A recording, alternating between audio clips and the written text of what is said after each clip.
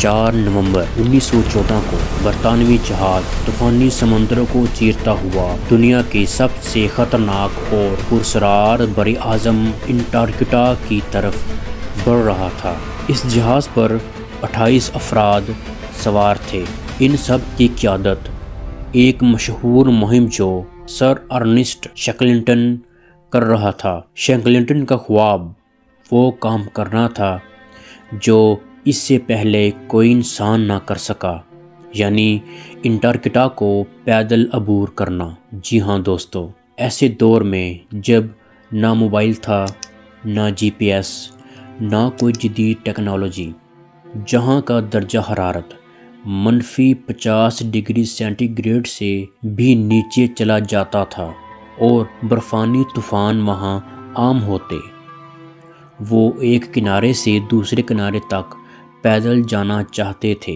ان کا منصوبہ یہ تھا کہ وہ جہاز کے ذریعے ویڈل سی سے ہوتے ہوئے انٹارکٹیکا کی ساحل تک پہنچیں گے، وہاں اتر کر جنوبی قطب یعنی ساؤتھ پول کی طرف سفر کریں گے اور پھر دوسرے کنارے یعنی راس سی تک پہنچیں گے۔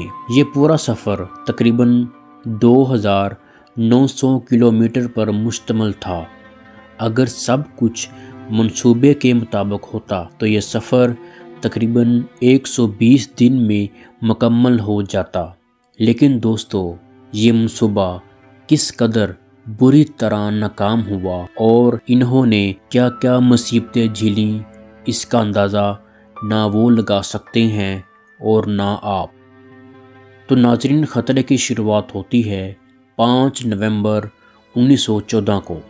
ساؤتھ جارجیا کے آئی لینڈ کے ایک وہیلنگ اسٹیشن پر ایک برطانوی جہاز پہنچتا ہے۔ یہ ان کی آخری انسانی آبادی تھی۔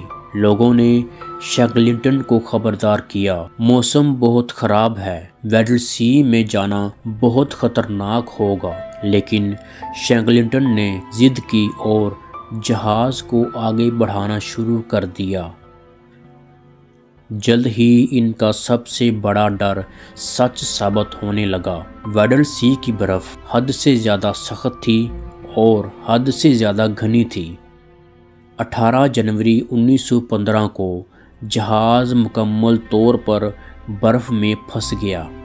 انہوں نے 3 گھنٹے انجن پوری طاقت سے چلائے، لیکن جہاز 1 انچ بھی نہ ہلا۔ عملے نے ہاتھوں سے برف کاٹنے کی کوشش کی مگر ناکام رہے۔ جہاز جس برف پر پھنسا ہوا تھا وہ آہستہ آہستہ زمین سے دور بہتی جا رہی تھی۔ قید میں سردی اور صرف اندھیرا ہی تھا۔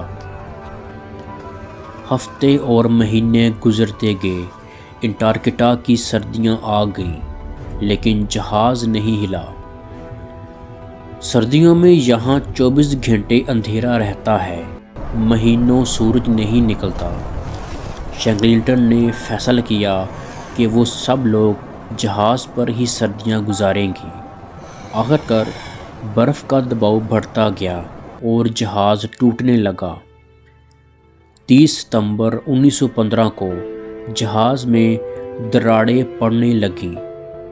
24 اکتوبر 1915 کو ایک بہت بڑا برفانی ٹکڑا جہاز سے ٹکرایا۔ پانی جہاز میں داخل ہونے لگا۔ آخر کار شیکلٹن نے جہاز چھوڑنے کا حکم دے دیا۔ جہاز ڈوب گیا اور اس کے ساتھ انٹارکٹیکا عبور کرنے کا خواب بھی۔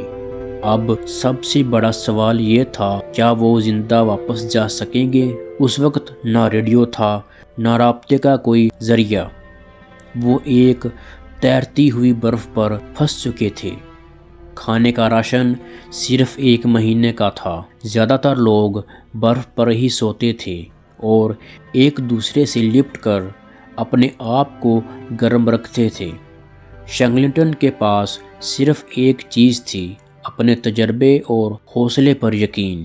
انہوں نے حساب لگایا کہ قریبی زمین پاولینڈ آئی لینڈ جو تقریباً 550 کلومیٹر دور ہے۔ شینگلٹن نے حکم دیا کہ ہر شخص صرف 2 پاؤنڈ سامان لے جا سکتا ہے۔ انہوں نے خود اپنے سونے کے سکے اور بائبل بھی برف پر چھوڑ دی۔ 3 گھنٹے کی محنت کے بعد وہ صرف 1 میل ہی آگے بڑھ سکے۔ کھانے پر سخت پابندیاں لگیں، دن میں صرف 1 بسکٹ ہی کھانا پڑتا۔ شینگلٹن اکثر اپنے ساتھیوں سے جھوٹ بولتا اور کہتا کھانا کافی مقدار میں موجود ہے تاکہ ان کا حوصلہ قائم رہے۔ 15 اپریل 1916 کو 497 دن بعد وہ آخر کار ایلیفینٹ آئی لینڈ پہنچ گئے۔ برف کے بعد زمین پر قدم رکھنا انہیں جنت جیسا لگا، لیکن مشکلات ابھی ختم نہیں ہوئیں۔ شینگلٹن نے فیصلہ کیا کہ وہ صرف 5 افراد کے ساتھ چھوٹی کشتی میں ساؤتھ جارجیا آئی لینڈ جائیں گے۔ یہ وہی آئی لینڈ تھا جہاں سے انہوں نے اپنا سفر شروع کیا تھا، جو ان کی سب سے آخری انسانی آبادی تھی، اور یہ سفر دنیا کی سب سے خطرناک سمندر سے ہو کر گزرنا تھا، یعنی کہ ڈریگ پیسج۔ ویسے یہ ڈریگ پیسج ہے کیا؟ ناظرین، یہ سمندر کا وہ حصہ ہے جو جنوبی امریکہ اور انٹارکٹیکا کے درمیان واقع ہے۔ اس کی چوڑائی تقریباً 800 کلومیٹر ہے۔ یہاں دنیا کی سب سے طاقتور ہوائیں چلتی ہیں کیونکہ یہاں کوئی براعظم رکاوٹ نہیں بنتا۔ ہوا سیدھی ہزاروں کلومیٹر تک دوڑتی ہے۔ یہاں لہریں اکثر 10 سے 15 میٹر تک بلند ہو جاتی ہیں، یعنی 3 سے 5 منزلہ عمارت جتنی اونچی۔ انٹارکٹیکا کے قریب ہونے کی وجہ سے پانی انتہائی ٹھنڈا ہوتا ہے اور برف کے بڑے بڑے ٹکڑے بھی مل جاتے ہیں۔ اصل میں یہاں 3 سمندروں کا ملاپ ہوتا ہے: اٹلانٹک اوشن، پیسیفک اوشن اور ساؤتھرن اوشن۔ اور شینگلٹن اور اس کے 5 ساتھیوں کو اسی سمندر کے اندر سے گزر کر جانا تھا۔ آخرکار 3 ہفتے طوفانوں سے لڑنے کے بعد، ڈریگ پیسج سے گزرنے کے بعد، وہ 10 مئی 1916 کو ساؤتھ جارجیا پہنچ گئے۔ ان کی کشتی ٹوٹ چکی تھی، وقت راستہ پہاڑوں کو عبور کرنا تھا۔ وہ 19 مئی 1916 کو شینگلٹن، ورسلی اور کرین پیدل روانہ ہوئے۔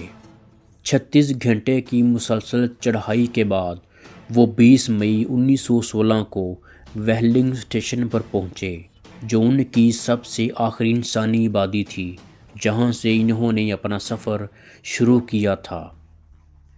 یہ تاریخ میں پہلی بار تھا کہ کسی انسان نے ساؤتھ جارجیا آئی لینڈ پیدل عبور کیا۔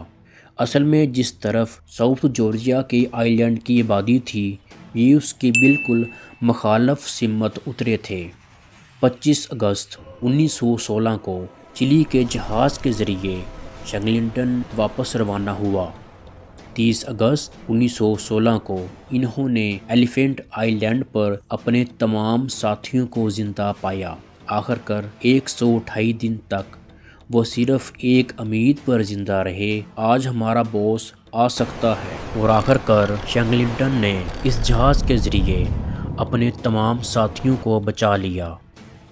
یہ کہانی ہمیں سکھاتی ہے حالات کتنے ہی ناممکن کیوں نہ ہوں، آخر قیادت مضبوط ہو اور حوصلہ زندہ ہو تو انسان ناممکن کو بھی ممکن بنا سکتا ہے۔